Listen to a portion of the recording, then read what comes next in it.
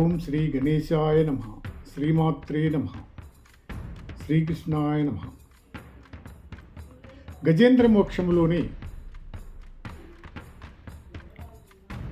5వ ఎపిసోడు.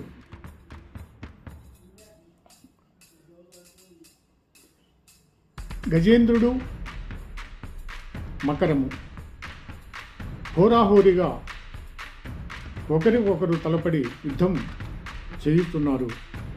ఆ క్రమంలో ఆటోపంబున చిమ్మురప్పగల వజ్రాభీలతంతంబులం దాటించుచున్ మెడం జుట్టి పట్టి హరిదోర్దండాభ సుండాహతిన్ నీటన్ మాటికి దిగువగా నీరాటమున్ నీతి పోరాటం నోటమి పాటుం చూపుట కరణ్యాటంబు వాచాటమై నీటిలోనికి మరల లాగుతున్న మొసలిని ఓడించడానికై గజరాజు గగ్గోలు చేసినాడు. దానిని వేగంగా పైకెగురగొట్టి పిడుగు వంటి భయంకరమైన తన దంతాగ్రాలతో దాని రొమ్ము పగిలేటట్లు పొడిచినాడు. ఇంద్రుని భుజం వంటి తన తొండముతో దాని మెడను చుట్టి విసిరినాడు గజేంద్రుడు. అప్పుడు మకరితోడన్వారును మాతంగ విభుని నొక్కరు నెడించి పోవగాళ్ళు రాక కోరి చూచుచుండే గుంజరీయూథంబు మగలు దగులు వార్య మగువలకున్. ఆ సమయంలో మొసలితో పోరాడుతున్న గజరాజును ఒంటరిగా విడిచిపెట్టి వెళ్ళడానికి కాళ్ళాడక ఆ ఆడ ఏనుగులు ఊరక చూస్తూ ఉండిపోయి ఆలుమగలకు మధ్య ఉండే ముడి విడరానిది కదా. ఆ విధమైనటువంటి పరిస్థితిలో అప్పుడు జీవనంబుదనకు జీవనం బయ్యూట వల్లపు జలమునంతకంతకెక్కి మకరమప్పెడస్య మత్తేభమల్లంబు బహుళ పక్ష సీత భానుపగితే. అప్పుడు మొసలికి నీళ్లే బ్రతుకు తెరువు కావడం వల్ల క్రమంగా దానికి బలము పట్టుదల పెరిగినాయి. నాగరాజు కృష్ణపక్షములోని చంద్రుని వలె అంతకంతకు తగ్గిపోయినాడు. ఉరుకుం కుంభయుగంబుపై హరిక్రియన్ హుమ్మంచు బాదంబులన్ నెరయుం కంఠం వెన్నుదన్ను నగజున్ హేలాగతిన్ వాలముంజరచున్ మగ్గుగతాకు ముంచు మునుగన్ శల్యంబులున్ దంతంబుల్ విరుగన్ వ్రేయుచు పొంచి పొంచి కదియున్ వేదండయూధోత్తమున్. సింహమలే మొసలి హుంకారం చేసింది. ఒక్క ఉదుటున ఏనుగు కుంభస్థలంపైకి ఉరికింది. పాదాల నడుమ దూరి గిరగిరా తిరిగింది. మెడను వీపును కరచి బాధ పెట్టింది. సులువుగా ఎగిరి తోక కురికింది. అప్పుడు నలిగిపోయేటట్లు ఢీకొన్నది. నీళ్లలో ముంచింది, మునిగింది. ఎముకలు దంతాలు విరిగేటట్లు కొట్టింది. దాగి పైబడింది. అప్పుడు పొడగానంబడకుండడాగు వెలికింబోవంగదా వడ్డమై పొడచూపుం జరణంబులం బెనుగొనంబోరాక రారాక బెగ్గడిలం గోలగదాచు లేచు తరినుద్ఘాటించు లంఘించు పల్విడి జీరులందలగున్ మలంగు నొటియున్ వేధించు క్రోధించుచున్. మొసలి గుట్టుగా నీళ్లలో దాగుచూ ఉండి ఏనుగు గట్టుకు వెళ్ళేటప్పుడు అడ్డంగా వస్తూ ఉంది. దాని కాళ్ళు బంధిస్తూ అటు ఇటు కదలకుండా చేసి భయంతో కూలిపోయేటట్లు తోకతో కొడుతూ ఆ విధంగా ఉంది. లేచినప్పుడు ఒడలు జాడించి పైకి ఎగురుతూ ఉంది. వేగంగా తొలగిపోతూ వెనుదిరిగి వచ్చినటువంటి ఆ క్రోధంతో ఏనుగు పైకెగరి వేధించి బాధ పెడుతూ ఉంది.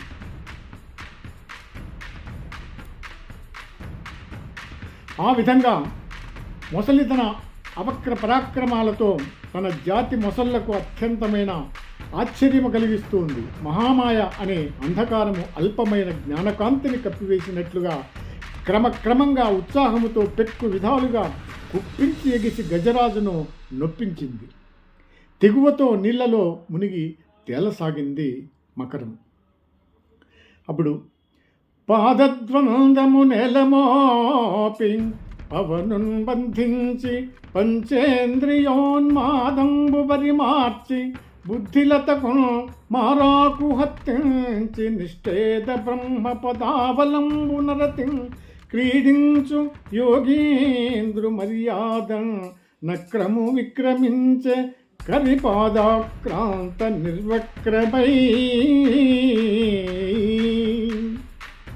నీళ్లలో మునిగిన మొసలి 2 కాళ్లను నేలపై మోపి ఊపిరి బిగబట్టింది. యోగేంద్రుడు పంచేంద్రియాల ఆడంబరాన్ని అణగింపజేసి బుద్ధి అనే తీగకు మారాకు అమర్చి ఆనందమయమైన పరమాత్మ పాదాలను అవలంబించి ఆనందించే విధంగా ఆ మొసలి విజృంభించి గజేంద్రుని పాదాలను కదలకుండా వదలకుండా పట్టుకున్నది. అప్పుడు వనగజంబు నగచు వనచారి వడగని వనగజంజ కాన వజ్రిగజము నెల్లనై సురేంద్రు వేచి సుధాంధుల పట్ట పట్టడీక బయలు బ్రాకే. జలచరమైన ఆ మకరము వనచరమైన ఏనుగును నీళ్లలోకి లాగడాన్ని చూసి జలము నుండి పుట్టిన ఇంద్రుణ్ణి ఏనుగు ఐరావతం తెల్లబోయింది. దేవేంద్రుని పడవేసి దేవతలు పట్టుకోవడానికి వచ్చినా చిక్కకుండా అటు ఇటు ఆకాశంలో పరిగెత్తింది. అప్పుడు ఊహగలంగి జీవన పుటోలము నంబడి పోరుచు మహామోహలత నిబద్ధ పదమున్ విడిపించుగనంగలేక సందేహం బంధు దేహి క్రియ దీన దశన్ గజముందే భీషణ గ్రాహతురంతంత పరిఘట్టిత పాదఖురాగ్రశల్యమై. బ్రతుకు తెరువులో పడిపోయి మోహమనే పెద్ద తీగతో కట్టుబడిన పాదాన్ని విడిపించుకోలేక దిక్కుతోచకుండా సందేహానికి గురి అయిన జీవుని విధంగా గజేంద్రుడు ఘోరమైన మొసలి వాడి కోరలకు చిక్కి తొక్కుడు పడిన కాలిగిట్టల కలవాడై ఆర్తితో అలమటించినాడు. అప్పుడు అలయక సొలయక వేసట నొలయక కరి మగరి తోడనుద్దండత రాత్రులు సంధ్యలు దివసంబులు సలికంబోరొక్క 1000 సంవత్సరముల్. పై విధంగా గజరాజు మొసలితో అలసిపోకుండా సృక్కిపోకుండా విసుగు చెందకుండా రాత్రులు పగళ్ళు సంధ్యలు 1000 ఏండ్ల కాలము తీవ్రంగా పోరాటం సాగించింది. అప్పుడు పృథు శక్తి గజమాజలగ్రహముతో ఎక్కేండ్లు పోరాడి శిథిలంబై తన లావు వైరి బలమును చింతించి మిథ్యా మనోరథమింకేటికి దీని గెల్వ సరిపోరం జాలరాదంచు సవ్యధమై ఇట్లను పూర్వపుణ్య ఫల దివ్యజ్ఞాన సంపత్తితో.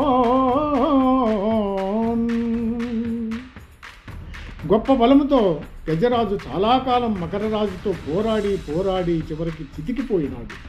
తన సత్తువను శత్రువు బలాన్ని పోల్చి ఆలోచించినాడు. దేనిని ఇక్కడ ఈ మకరమును ఓడించటానికి లేదా దీనితో సమానంగా పోరాడటానికి నాకు సాధ్యము కాదు, అడియాస ఇంకెందుకు అని దుఃఖించినాడు ఆ గజేంద్రుడు. పూర్వపుణ్యం వల్ల కలిగిన మేలైన జ్ఞానం వల్ల అతడు తనలో ఈ విధంగా అనుకున్నాడు. చూద్దామది.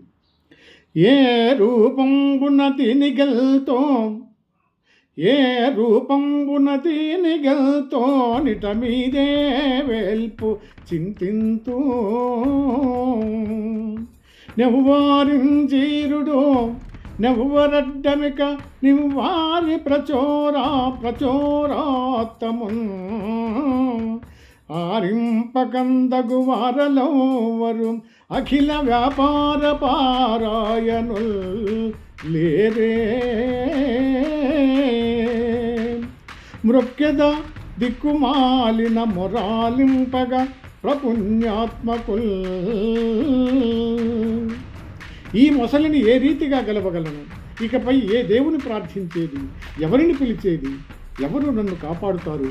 దొడ్డదైన ఈ మొసలిని అడ్డగించేవారు ఎవరు అని వాపోతూ అన్ని కార్యాలలోనూ దిట్టలు, గొప్ప పుణ్యాత్ములు, దిక్కులేని నా మొర వినేవారు లేకపోతారా? అటువంటి వారికి నమస్కారం చేస్తానని ఒక నిర్ణయానికి వచ్చాడు గజేంద్రుడు. తదుపరి రేపటి 6వ ఎపిసోడ్లో ఉండాలి. స్వస్తి.